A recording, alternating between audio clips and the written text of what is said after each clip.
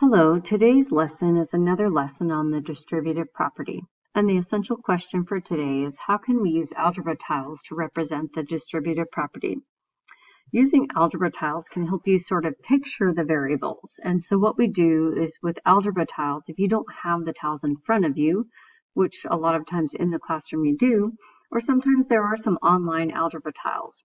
If you don't have those, then you just draw tiles to represent the numbers and the variables in our math problems. And so the idea is I'm showing you the key, right? So this key tells you that every time you see the gray rectangle, it stands for the variable x. When you see the black square, it equals 1, which is a constant. And then the white square equals -1, which is also a constant. And so I'm asking you what expressions are represented by the algebra tiles. So knowing that this is an x, when you see two of them, you should be thinking that's 2x. But then there's some more tiles, so there's a plus in there.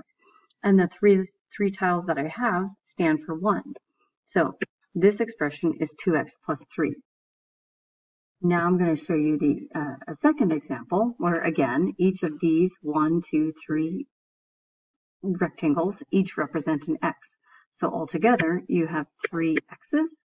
And then notice that this time we have the negative constant tiles, and there's 4 of them. So that stands for -4. So these expressions that I've written are what is shown with the algebra tiles. Okay, so when we use algebra tiles to represent the distributive property, we look at the multiplier. Remember how I told you that the multiplier is the number that's on the outside, and it tells you how many groups to draw. And so here's my first example that I want you to write down in your graphing notebook. There's a red star next to it, and I want you to draw the picture. And I'm asking you to use algebra tiles to represent the expression 3 groups of x plus 2. And then you distribute. And so you need to, first you would do the first group of x plus 2, and then you draw a second group of x plus 2, and then a third group of x plus 2, because the multiplier tells you how many groups to make. And then what I want you to do is I want you to think about, it makes sense to take these pieces, right? These are the x's. And just like when you're counting money and adding decimals, you group and you line up the place values that are the same. So it makes sense that I would take these pieces, right, and I would group them together. And I would talk about, oh, there's 3 of them, so that's 3x. And then I would take these pieces and I would group them together and I would count how many, right? So these are the constants and these are the variables, and I put them in separate piles. And when I've done that, I come up with, well, altogether I have 3x plus 6 1s, right, which is the constant. So my final expression is 3x plus 6. This is the simplified version. Okay, so now I want you to try this. You've already been practicing the distributive property. This is the first OYO. And notice it says simplify each expression. And in case you didn't know, an expression is not simplified if it has parentheses. So really, all I'm asking you to do is get rid of the parentheses, but then you know in order to do that, you have to use the distributive property. And so I want you to draw tiles. Now notice on number 1, I've already drawn the tiles to represent this. 2 groups of 3x minus 1. So there's the 3x, there's the -1, there's a second group of 3x minus 1. I want you to pause the video and I want you to draw the picture underneath it that's going to represent all of those in groups, right? So you would put all of the x tiles together in a column, and you would put all the -1 tiles together in a column. And then go ahead and unpause. Pause it and unpause when you're done. Okay, so here's what I have, right? So when I put all of the pieces together, it's going to look like this. Okay, so now I got 6 of my x's together, and I've got my 2 constant terms together. So altogether, this represents 6x minus 2. Just another way of looking at the distributive property. Okay, and now over here, I'm not showing you the drawing to begin with, but the idea is I'm going to make 4 groups this time, right? 4 groups of 2 plus 1x. So the 2, right, I need to start out with the constants. There's 2 plus a 1x. So I just put in 1x. So it kind of makes sense to start grouping them by like terms already. So I can have columns of my constants and columns of my variables. So now I'm going to do another 2 plus 1x. And then I've got another 2 plus 1x. Got to make one more. There's my 2. There's my 1x. Okay, so you can see all together how many x's I have and how many constant terms I have. You literally just count them. And here, oops, that was my picture of what it looks like separately. And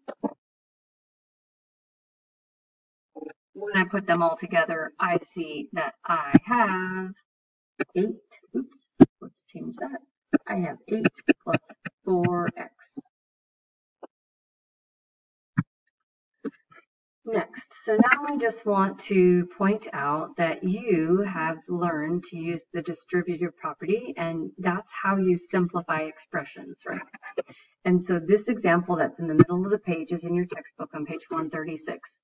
Another step in simplifying expressions is called combining like terms. And in an algebraic expression, right, this in the middle of the page here, this is an algebraic expression. Like terms are terms that have the same variables raised to the same exponents. Constant terms are also like terms. I have the hardest time understanding that. But basically what you're saying is, hey, they have no variables, right? So it's just a number. Oops, when I circle this, I want to circle the plus sign with it because it's a positive number. So the plus sign in front of it goes with it. And there's another constant, right? Those are just numbers, which means I can add them together. And so what I'm telling you is when you combine like terms, you group the variables and the constants together, but you group the same kinds of variables. So notice that if I'm adding 5x plus 19 plus 2x plus 2, I want to group these x's together, right? That's the idea. I'm going to start putting all the things that are the same together. And then I'm going to bring these two over here. Just like when you add place value, you add the 1s and the 10s separately. So when I group them all together, I end up with 7x plus 21. That is a simplified version of this expression, right? So all I'm asking you to do is make it look a little pretty, right? Put the things together that you can combine. Just like when I say do the math, you should do the math that you can do to make the expression a little bit easier to deal with.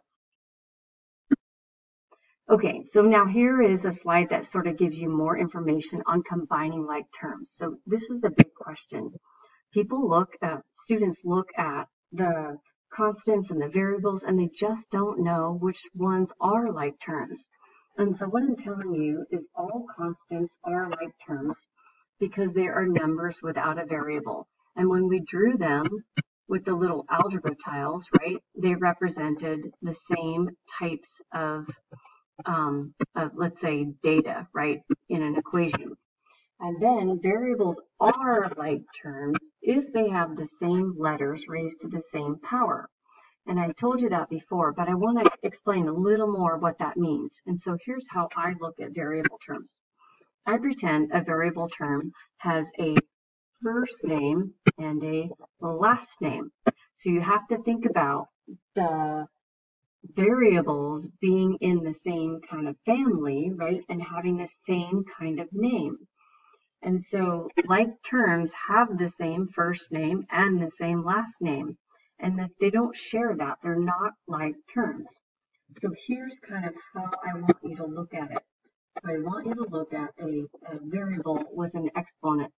Oh, and if there is no exponent, you just know that it's 1, right? Because every time we have a number or a letter, we assume it's 1. It would get a little tedious if we put a 1 next to every number and letter that is raised to the first power.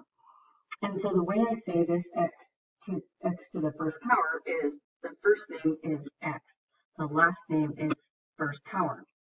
This variable has a first name of x, but her last name is squared. This variable has the first name of x and her last name is cubed. So if I'm trying to add something like this, 2x plus 4x squared, they do not have the same last name. They are not like terms. They're not combinable, right? So when you look at, if I did algebra tiles, this represents the 2x, but the 4x squareds, they look differently, right? Because they are, well, I kind of drew them as perfect squares, but they look different, and if they look different, I cannot combine them as algebra tiles. So you're not going to see too many examples in 6th grade where you're adding expressions like this. Let's say there's 3x plus 4x squared plus 2x cubed. None of these are like terms because even though they have the same first name, which is x, none of them have the same last name, right? First power, second power, third power. So these are not the same types of things. So even though there's 3 plus 4 is 7 plus 2 is 9, there's 9 things that I'm trying to combine. I can't combine them because the x squared is very different from the x cubed. Okay, next. So what about when we have subtraction symbols? So this expression has a positive 2x plus 7, and then we have a minus x minus 3. So just like we have a negative, right? We have a negative constant, we can have a negative variable. So I say, why don't we introduce this negative variable and make it be clear, just like, or white, just like the -1 is. Okay, so now we show a negative variable. It is just a white rectangle, right? I usually use the same types of shapes for the constants and the same type of shape for the x's, but different shapes so I can tell them apart. So now I've got my 2x's plus 7, and I've got my negative x. Ooh, now this is interesting. Some of you might be thinking there's no number in front of the x, and I'm going to tell you that there is this little, I'm going to call it a phantom 1. There is a 1 if I have a negative x. It's kind of implied that there's only 1. So that's why you see 1 in the picture. So anytime you see a variable that has no coefficient, remember the number in front of the variable is a coefficient. If it has no coefficient, you can assume it's 1. But if there's a minus sign, now we're looking at the coefficient as -1. Okay, so now I have a way to show a negative algebra tile. And when I group them together, this gets a little tricky. Now that I have positive and negatives, I want to show you what happens. I want you to think about this. If I take a, let's undo, going a little crazy there. So when I start to group my similar algebra tiles together, I want to show you what happens. So if I take one of these positive x's and then I take a negative x, I want you to know, I'm going to put a circle around these. That wasn't what I wanted to happen. All right, continuing. I'm going to put a circle around these two. You kind of already have the idea. If you add a positive something and a negative something, they cancel each other out, right? The idea is if I give you $5 and then I take away $5, you have nothing left. This is called a zero pair because I had one positive, one negative. So when I took this one positive x away and one negative x and I put them together, how they zero each other out. So all I have left over when you look at the x's that I'm going to try to put together is I have one x left. And the same thing happens with constants, right? So I take I'm going to go ahead and erase all of these things that I wrote. And I'm now going to take another, what if I take these? So I took these zero pairs and I got rid of them. And then I take a constant, right? So I take a positive and I take a negative. And they become a zero pair. They're gone. I take another positive and I take a negative. That is a zero pair. They cancel each other out. I take another positive and another negative, and they cancel each other out. So all I'm left with now, you can see this is how many x's I have left, and these are how many constants. So my idea was what happens when you add a positive to a negative, it makes a zero pair. So in the end, all I have left is 1x plus 4. These mean the same thing. When you don't see a coefficient in front of it, you assume there's a 1. So either one of those totally makes sense. All right, so this is what I want you to write down. Go ahead and pause this slide. All of this is super important for when you are simplifying expressions. Again, I'm giving you the hints on how you figure out which the like terms are, and then the steps. If you Google this, you probably, it's not like it's written in stone, but I'm just giving you some helpful hints. It makes sense to distribute first, then it makes sense to combine like terms, and then I want you to, once you've combined the like terms, I want you to always rate the variable term first. It's just a good habit to get into. And then if there's more than one variable, you use alphabetical order. And here's an example. If I had something that turned out to be 2y plus 3x, I would put the x first because you know the commutative property says I can move it around, right? Or if I had 3x plus 2a, I would move it around, so it was 2a plus 3x. So more than one variable, you list the variable with the by alphabetical order. Okay, so now here's a couple of examples before we get on to the next OYO.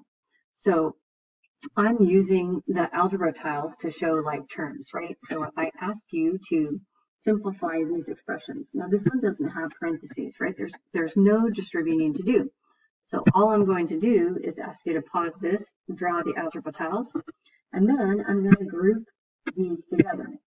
So I can already see that when I combine like terms, I have 5x. Now with the algebra tiles, right, I'm going to grab a positive and a negative and just take them off. I'm going to grab another positive and a negative, a positive and a negative, positive and negative, positive and negative. Those were all zero pairs. So what do I have left? 5x plus 4. So that is my simplified expression for A. All right, so for Z, now for C, there's a variable Z. So it might make sense, right? Over here, I'm showing you, why don't we just let Z be the gray algebra tile? And I noticed that I'm subtracting some y's. So I said, why don't I just let the negative y be the white rectangle? And now I can draw a picture that has I'm going to start with the 7 z's. So I've got 7, and it doesn't really matter the color I use, but I just know that I need to draw in, and then 4, 5, 6, 7. What you want to do when you do yours is make sure you color them in, right? I'm going to erase mine because I've got the little pieces that I can use. And so I'm going to build 7. 7 of the z's is, 1, 2, 3, 4, 5, 6, 7. And then I'm going to do 2 groups of z minus 5. So I'm going to start my first group at z minus 5. So, sorry, it's 5y. There's my first group. There's z, and here's the minus 5y. 1, 2, 3, 4, 5. There's 5 of those. And then I'm going to do a second group of z. I'm going to move these over. Second group of z, and then I need 5 of the minus y's. 2, 3, 4, 5. Oops. Okay, so now when I go to combine them, right, I'm putting all of my z terms together. Maybe it'll help if I count by 2s so I can move them around. All right, so now I have 2, 4, 6, 8 plus 1 is 9. So I have a total of 9z. There's my 9z. Now I would write plus, but I know that this is a minus, right? I'm taking away 5y. So I'm going to go ahead and write minus. And then I'm going to see how many of the 5y's I have. Oh, that's right. There was 5 here and 5 here. So it's minus 10y. Okay. Here is the last part of the lesson, which is the OYO. So go ahead and pause this and try these OYOs on your own. Ooh, I also just wanted to point out right here is where I put my phantom, right? So a variable with no coefficient has a phantom 1. So it kind of makes sense. Everywhere you see a variable with no coefficient, you can go ahead and put 1 in there if you want. You're going to be multiplying 3 times this, so I could put 1 in there, but I don't have to. But this one, I definitely would want to put a 1 in. Okay, so now you can pick whatever shapes you want to use for your algebra tiles. I'm going to just show you my answers of when I combine. Let's see.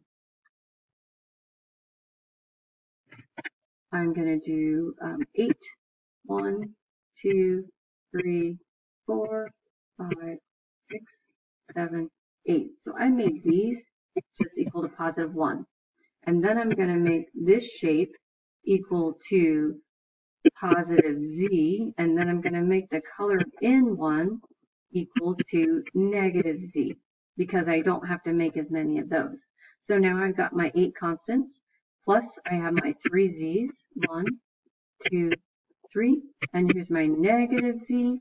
And remember, I'm going to circle these, and they make a 0 pair, and they go away. That leaves me with 8 plus 2z. Okay, the next one, I have to make b. So I'm going to make b equal to an empty rectangle, and the constants